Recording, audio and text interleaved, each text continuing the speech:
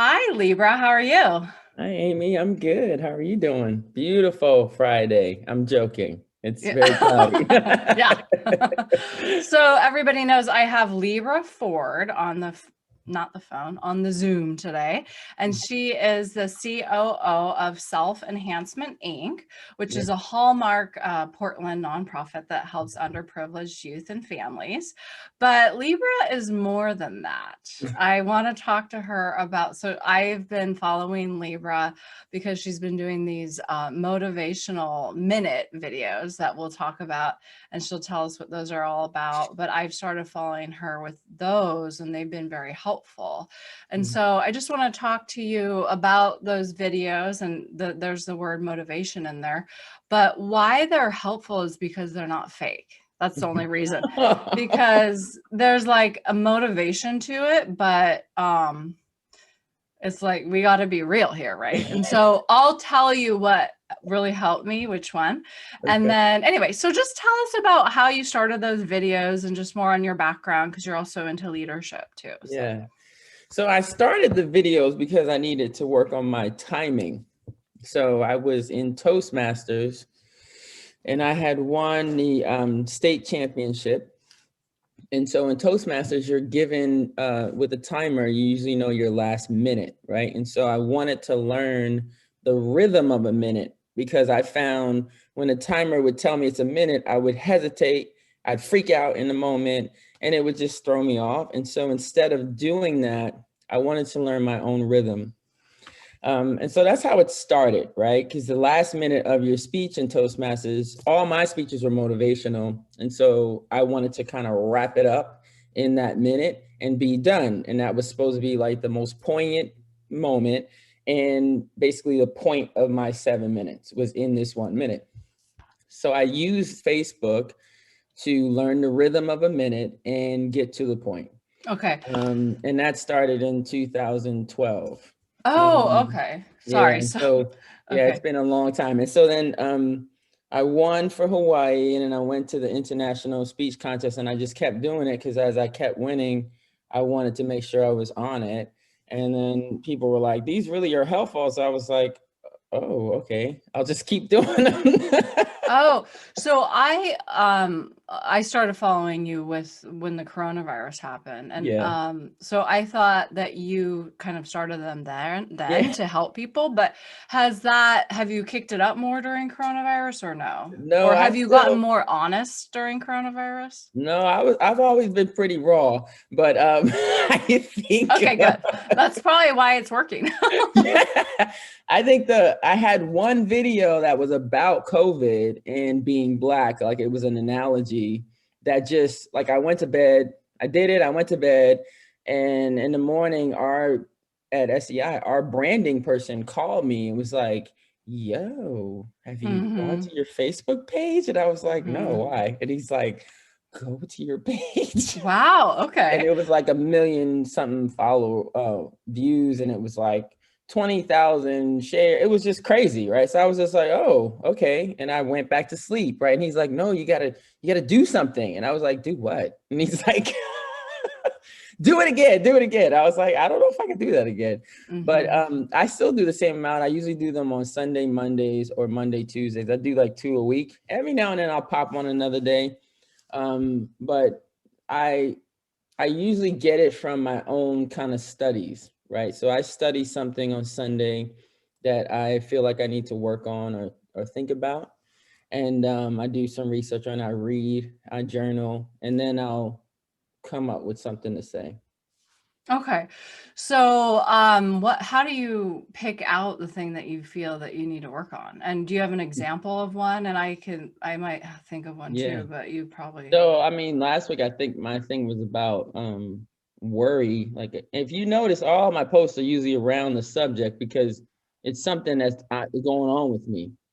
So I had a post about worry. Maybe it wasn't last week. I don't know. But I was Whatever. concerned about just a lot of changes in my life. I got a daughter that's in Arizona, and then she's just been there this whole time. You know, she's in school online, but there's nobody there, right? And so I was just really concerned about her well-being. And then I realized it was overwhelming me where it was taking away all my peace, right? And there's really nothing I could do about it. So I had I had a moment of like, if it's getting to a point where you think it's so hard that your peace is disturbed, it's not worth it. And that was the work that I was doing for myself. And then after I do the work for myself, then I share it with other people. And then that was your motivation part to it. So you're talking about real things, and then there's a motivational aspect to it. Yeah. So the one that really helped me was talking about online schooling.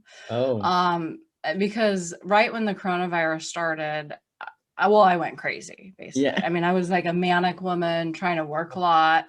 I was afraid I was going to lose all my clients. And we didn't, luckily. But I didn't know that. And so then I also thought I had to be the perfect mother, and trying to do not only what the school wanted us to do, but like maybe even a little more. And it's like, well, like, okay. So I realized, first of all, that's not going to happen, that I'm going to do more. But then, am I even really going to stay on top of what they're doing? And like, I have a story about that. But it was in the beginning that I thought I had to at least stay on top of it. And I must have shared my concerns with a friend. And so then he somehow just messaged me, your video, and you're in your car. And that's what I love. It's just so honest. And I almost wanted to do this video with you in your car. But anyway. So you were talking about just that it's not going to be perfect. And well, you know what helped? It was that everyone's going through the same thing. And then I know that realistically, and I know the quarantine, everyone's going through the same thing, but same with schooling.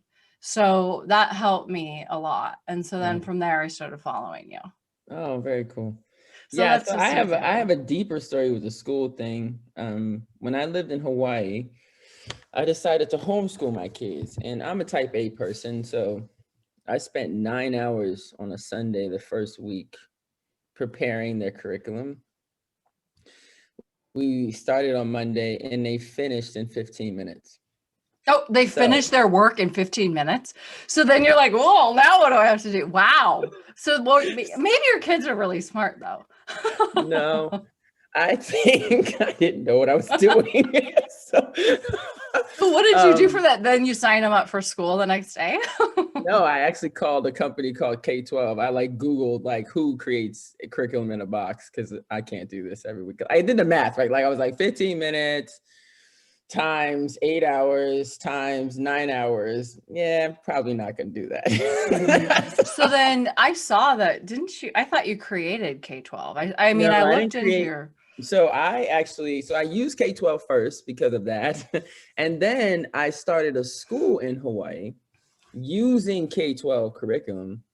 And then I left the school board. I was actually as a charter member, I was just on the board, and they hired me at K-12. So I left the school because it was like thriving, and I'm not an academia person. I'm a business person, right? So the idea was done. So academic people came in and was doing way more than I could ever do.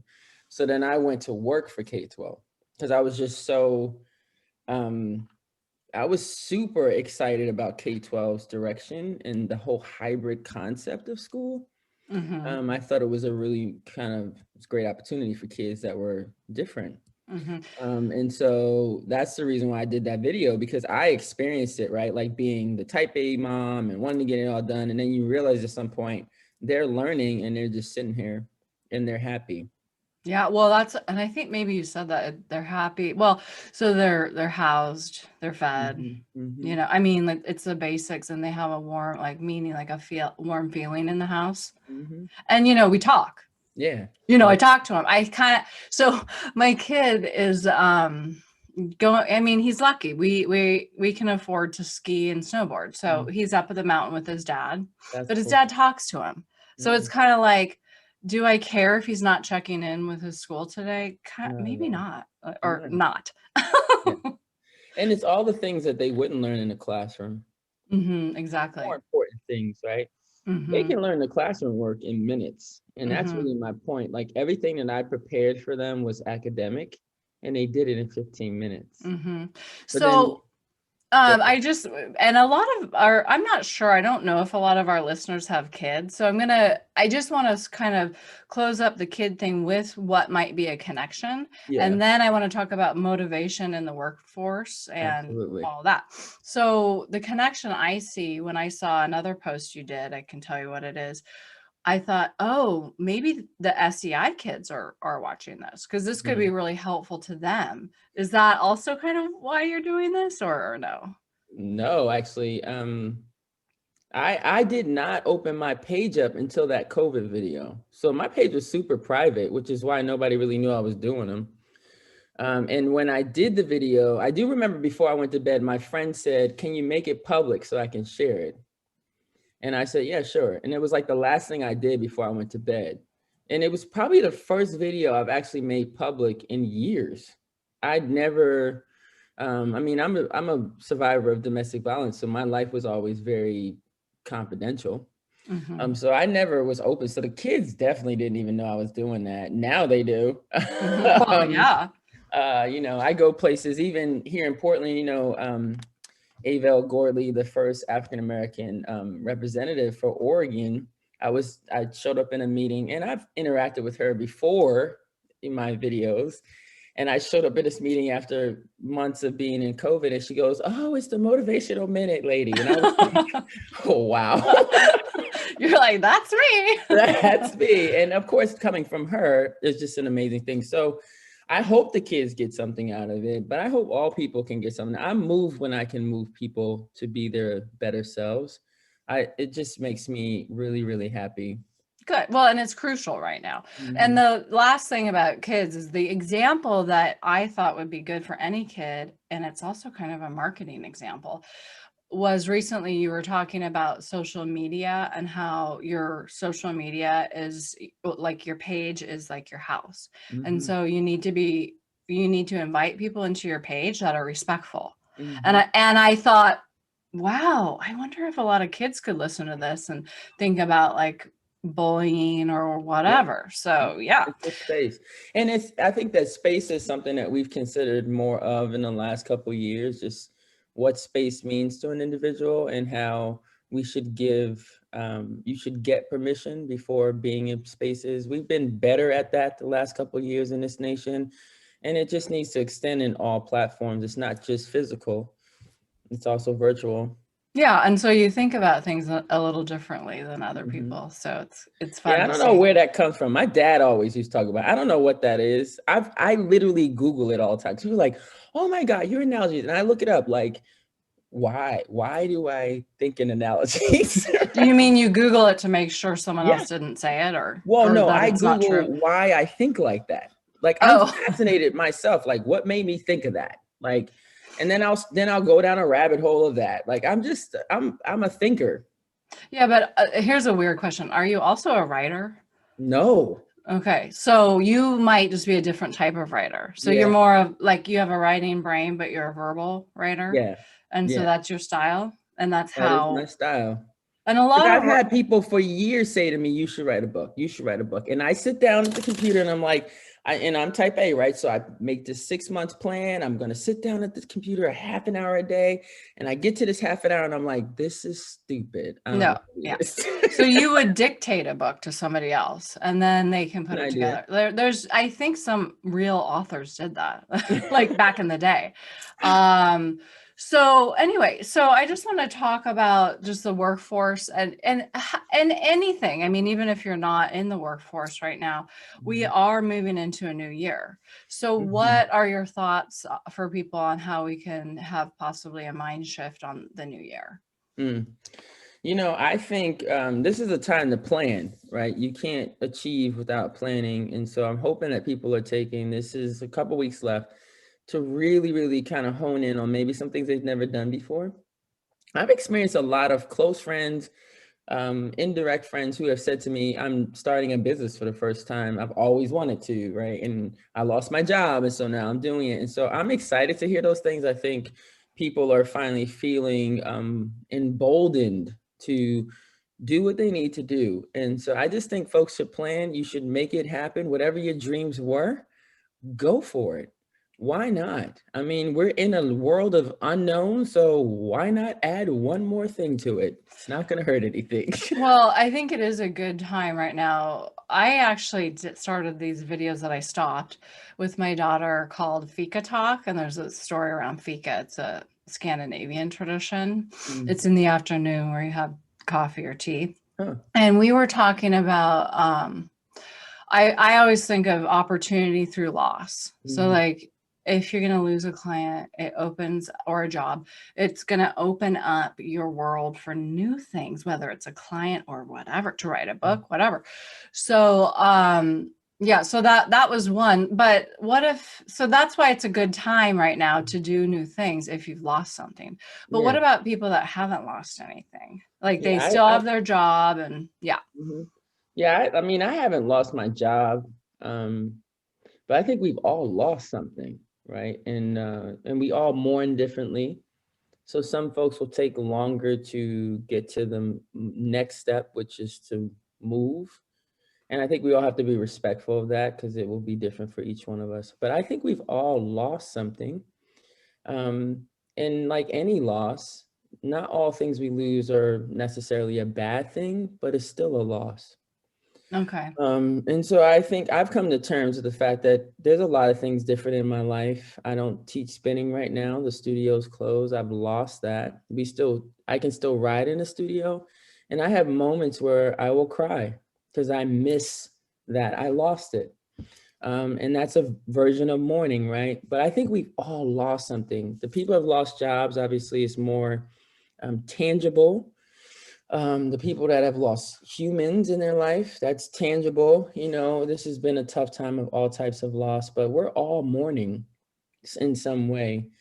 But I also know with every loss that I've had, from people to jobs to friends, there was so much on the other side once I let go. I think that people should value whatever feeling they have and not ignore it. But don't be afraid to take that step through the door, because there might be something incredible on the other side that you're missing out on by just staying on this side and just mourning forever. Hmm. So, what are your thoughts on New Year's resolutions? Do you do them, or, and how do you, and if you do, how do you How do I stick do to it them? or not? Because I don't. That's But funny. So I've had many bosses tell me I'm super disciplined. I'm super disciplined physically. I played sports all my life, and being an athlete, you just get that kind of gene. So physical is fine. My food goes back and forth. I'm a vegan. I've been a vegan for 2 years. I love sugar though, so I don't really do resolutions around sugar because I just know I'm gonna eat it. So it is what it is. good. So I just like, whatever, it is what it Yeah. is. But my feelings about resolutions is, if it works for you, you should do it. But I personally, my father always said happy personal new year on your birthday. He felt that that was a more appropriate time for people to celebrate a year because it was their personal new year. So I usually do my personal resolutions around my birthday. New Year's, I just kind of reflect on my calendar year and reflect on the people and everyone that impacted that. And I try to verbally say something to each one of those people, but I don't set up anything tangible for resolutions. Now I have a resolution for next year because I'm getting married. So I've got a year now from that date, but I started on my birthday kind of with my resolution, and then I got engaged on November 3rd. So my resolution started November 4th, because now I got to fit for a dress and all that good stuff. So, resolutions So, can come whenever. what is your resolution surround? It does. You don't have to tell me. I mean, your Oh goal yeah. or whatever. But Well, my goal is, one, to get there and have an event that I'm not stressed out about. to Like, get to your wedding, is that your goal? yeah, Yeah, yeah, get it's a to good it, goal. be Pretty alive, straightforward. Yeah. be alive. I'm alive. He's alive. We both Yeah. just show up. But also, just, I don't want to be stressed out. Like, I want to have a really beautiful day, and I don't want to be worried about any task. I don't want it to be transactional.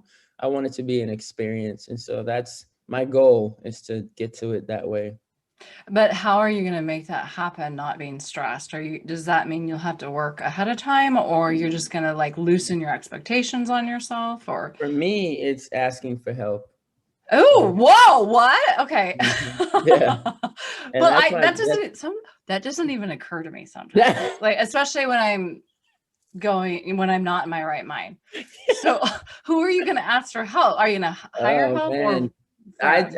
I literally have a wedding planning team of 5 people, and I'm willing for it to grow.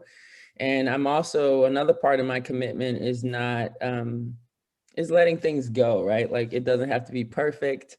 It just has to exist. They all know me really well, so I trust them. So I let it go, right? They say they got it. I'm like, cool. I'm letting Yeah. it go, and I want to experience it. And people that want to help me, I know they love me, and I'm going to receive that by allowing them to do what they feel I deserve. And so I'm going with it. Mm-hmm. Yay, good. So earlier you might have mentioned goal setting or organizational setting, like Mhm. organizing your goals and in conjunction with either trying new things or doing new things in the new year. Can you talk a little bit about that? Mhm. I'm hyper organized. Um, Oh, really? I can't that's the tell. reason why I'm an operations person. Yeah. Mm-hmm. So I'd love to backwards plan. If you give me a date, then I'm going to go from that date and just kind of back it out. And then all those dates will go on my calendar in that instant. And anything that it takes to plan for that, even that date, will go on my calendar. I'm just a super hyper organized person. Even like, my fiance laughs at me because for Halloween, we were doing something very specific for the family. And so I had that organized. And then for Thanksgiving, we were doing a Zoom. So I had that in a spreadsheet, like who's coming, who got their gift, who said yes to the invite. Like, I'm that person. So that's why you're backing off of your wedding. You know Yeah. yourself really well. Yeah. So that's interesting. That might be just hard for you. I You're don't like, think you're so. challenging yourself. I am challenged myself, but I'm also, I've learned that I've never really received love from people. Like, I love loving people. I will give everything that I have to someone else. But then the second that it starts coming back to me, I build these incredible walls. And so I've worked really hard over the years to understand my walls and why I build them. They're all security. And so when people love me, they're never out to harm me. Even if it doesn't come out the way that I would want to, they love me and they want Mm-hmm. me to be happy. So I'm going to enjoy it and be happy instead of nitpicking every little thing and destroying my Mm-hmm. own day. It's stupid. Mm-hmm. Mm-hmm. So then when you do your organizing, and I'm going to ask this reason just to relate it to possibly down the line, a non-organized person like Yeah. me, but do you do that organizing because you like it? Or is there something else okay, so I'll just admit I have anxiety. Okay. I mean, and it could stem from ADHD or not, whatever. Mhm.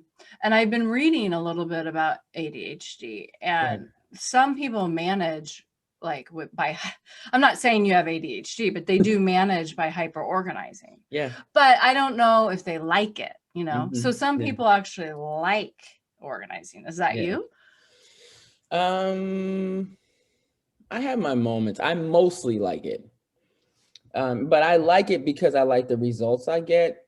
So being a single parent, I found being hyper organized allowed me to have crazy moments with the girls when things never went the way I planned, but still be okay because I had so much planned.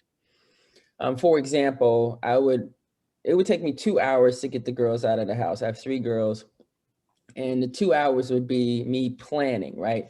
What food do we need? How many diapers do we need? Everything was a plan for me. What time will we be back? If we're not back at that time, do I need some more food? Like, that would go through my mind. For 2 hours, I would give myself an opportunity to be prepared. And then I'd pack the car up and we would go. If we got stuck, we were fine. If something happened, we were fine. And so I've moved that into my professional world now, where I hyper plan knowing that things go wrong. But then when things go wrong, I'm okay. I'm not okay with things being chaotic and crazy if I don't have something to lean on. And for me, my lean on is my organization, and it keeps me calm. it allows crazy moments, whatever that is, for me to show up my authentic self and not be frantic and out of control. It works for me. So I mostly like it because I know the outcome, but it is, there's times where I'm like, I just don't want to do it again. It just becomes Groundhog Day sometimes, but I do it because I really enjoy the outcome. Okay. Yeah, I am organized with work, I'll just say, because when you're talking about, you already talked about planning backwards from the event. And I used to do a lot of event PR, and now I do a lot of photo ops for PR. So it's not an event, but it is an event. It's like Right. a 20-minute event. Now, my thing for these things is to plan it like you're not going to be there. So what that means, like in case there's an accident, but then you feel calm. So so when I'm doing live TV, for example, I have a rundown of like, okay, who's supposed to show up? I have their cell phones, and then the whole team has it just in case. And what are they all talking about? So yeah, I mean, I get that, and it does help. Yeah, and that's how I am with work too. So I like the concept of planning like you won't be there. My concept is always with the team is sustainable planning. Like if we're not here in 5 years, can they replicate this without us being here, right? And if you don't write it down, you don't plan it, they can't. That's a really good idea. So we try and do that, but yeah, right. So it's just hard. But if you can do that, and if you can create a repeatable process, right? So we run our PR campaigns like that because we have 12-month contracts, and it's like we know what we're doing every month, and then for every client, and it's in a spreadsheet. And then we share all of our materials with our clients, full transparency. Like, here's our media list, here's our call down, so we called them. That's right. I mean, some firms won't even do that. But anyway, it's not about the Amy show. So but now people are moving more towards that because with COVID and working from home, you have to be a lot more transparent. The days of Libra knows how to do that. Go ask Libra, she's always doing that. Go tell Libra you need that. Those days are over. And they should have been long over because a human being is not going to be here forever, but people should be able to have the same experiences no matter what decade it is. And that's really the key. And your job is really important. I mean, SEI is fundamental in our community, and I do want to talk about that. But you also mentioned, we aren't working at the office now. So any thoughts on people who just feel kind of low working from home, like low energy, stuck, just like the days, I don't even know the day, that kind of thing? I find I get out every day. Now I'm a morning person, but I find that has gotten me through these 9 months, getting fresh air every day. But everybody's different. And you got to find that one thing that just keeps you moving, right? And I find if I do that in the morning, it sets up my whole day. So I'm stuck in the house all day, but I go early enough where I feel like, okay, I got that fresh air. I engage with the sky, rainy or not, but I'm out here. And then I come inside, I'm like, okay, I can do this. And then I do it again the next day.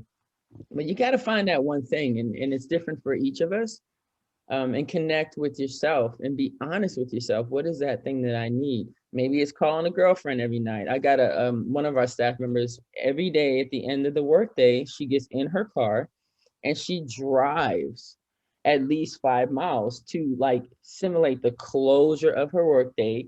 And then she comes back home and is like, okay, now I'm home with the family, and that works for her. Yeah. But you just got to find that thing that gets you through another day. Yeah, that closure is really interesting, and I could kind of talk about that. But when you go outside in the morning, you're a runner, right? Are you always running? Is that your outside time? Or bike. I'm a biker too. Or I'll just walk depending on how I day. Like I have hill days. Like the day I ran a hill and I was hell on ice, but I did it. And I've learned to appreciate the climate here, right? Like when I first moved here from Hawaii, all I did was complain, right? It's raining. Oh my God, I hate it. But now that it's my only time I get out, I've learned to enjoy the rain. I've learned to enjoy the clouds. Like I just stand and stare sometimes. So I might just walk if I'm not really feeling a fast run where I'm not seeing everything. I might walk and just enjoy the scenery. But I mostly run. It definitely clears my head. The endorphins are good for the body. Movement is good for the body. So this is kind of a random question, but it's not really, because I can tell you the tie-in. But so do you have a spiritual or meditation practice?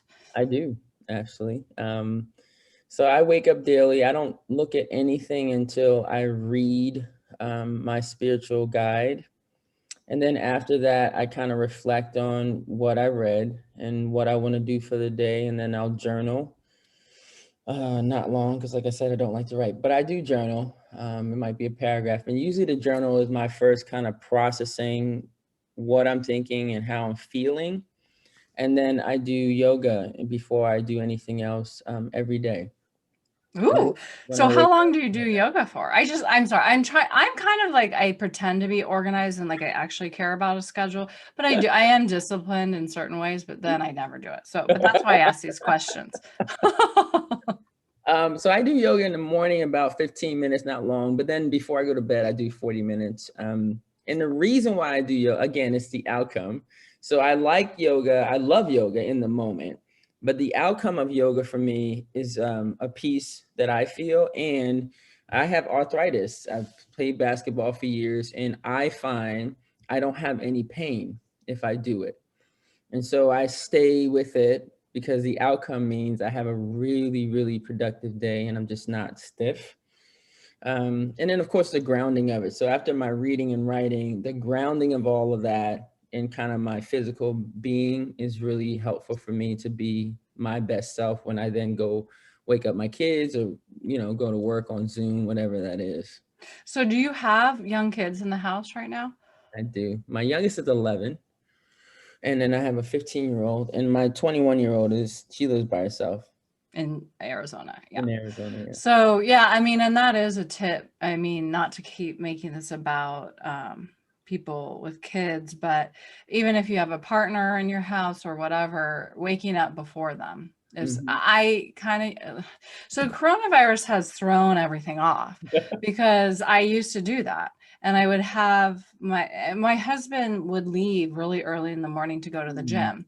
And so I would have my time and my space. It's like, and I would meditate, but I'm kind of interested in like a space, my own space. And but it's not my own space because it's in the middle of the room, like in the, where he would leave, Yeah. So, but I can't meditate anywhere else. Yeah. So, but now he's off walking the dog. Thank you. I mean, I'm glad he does that. But, and then he comes back in and it's like, there's this interruption. Yeah. So then, and am I getting up earlier now? No, not really. Yeah.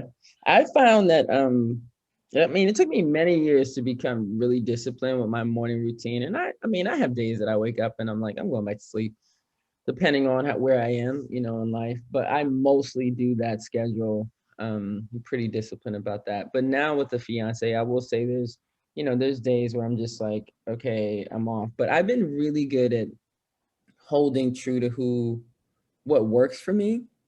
And he's really respectful of that, right? Like I tell him, I really need this time. Like everything you love about me is because I have this time. So if you don't want like what you don't love about me, then keep not giving me the time. Yeah, right. Exactly. Then it's gonna change. Yeah. So he's like, okay. So, and this is a work podcast. So kind of to bring it back, I have heard from a lot of people that those who have kind of a spiritual practice or intention setting practice are successful.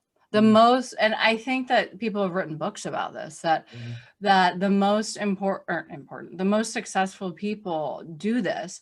And it's not, and when you hear about this kind of like, miracle morning or getting up early, people might think, oh, are you just doing that to, bang out press releases? No, it's really this solitary time, the intention, Mhm. and then that can help propel you throughout your day. Yeah.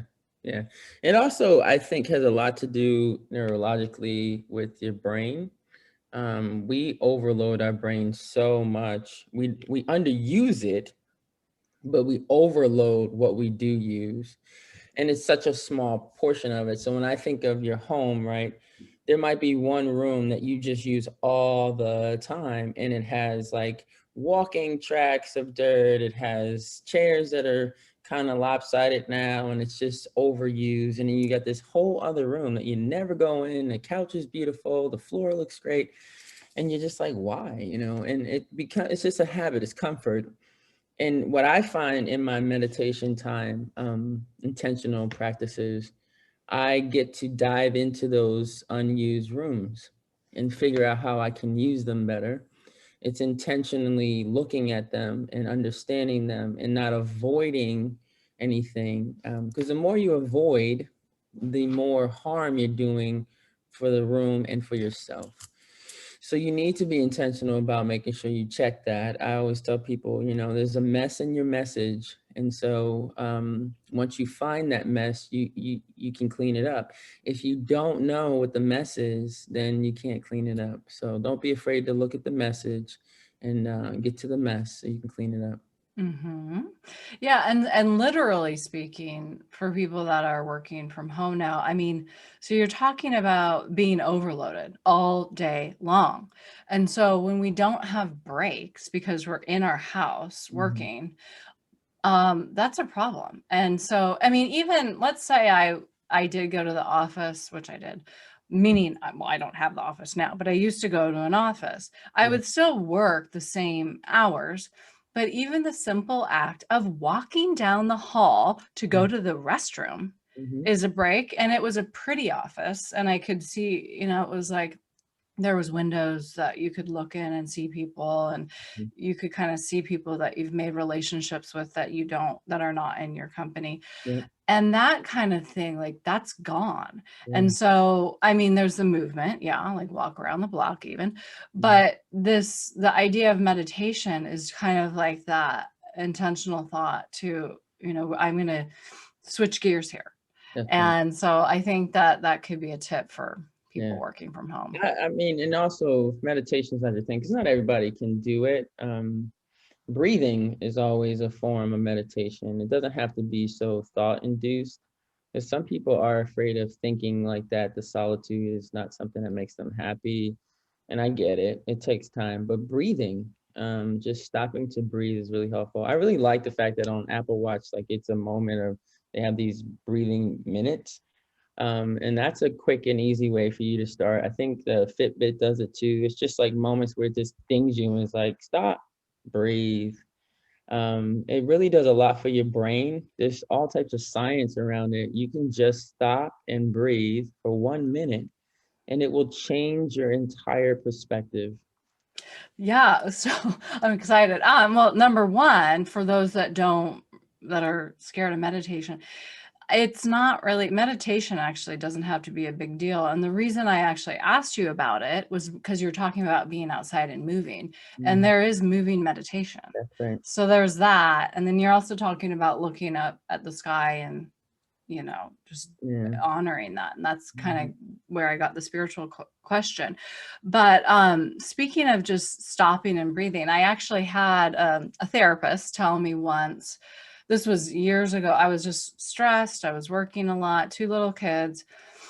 And her only real advice that day was to just, when you're done with something, whatever it is, on your computer, stop and just acknowledge it and Mhm. say, I'm done. Mhm. And that's kind of like that pause. Yeah. And do I do that now? No. Um, and maybe, did I do it once? Yeah, maybe only once, but it helped. Right. Right. Yeah, and there's all types of little things that you can do, and they seem quirky at first, but it's when you get to the right one, it doesn't feel quirky, it feels right, and you just gotta keep trying them. Hmm. And now with COVID, you probably need to come up with something. I do believe that if you work from home, you have to have some type of closure in the day. I don't know what that means for you. Everyone's different.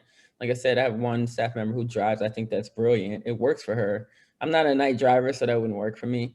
But everybody needs to come up with something that says, this part of my day is done. Now I'm going to another part of my day, and break up the differences, make them really clear. Okay. And so before I kind of close with asking you about SEI, what is your closure for the day? For the day? Yeah. For my day, yeah. So once I close I work on a MacBook. So I close it down. I have a ring light. So I turn off my ring light and I go upstairs and I change my clothes. And then I'll sit on my bed for a little while. I usually do nothing to me unless I look at the sky for a little, like look at the ceiling, and I might do nothing. And the girls might come in the room and interrupt that. But changing my clothes is it for me. If I have a really hard day, I'll take a shower and then change my clothes. And then I come back downstairs and it's just my, living space. It's no longer my working space. Yeah, and it's done, and you're done.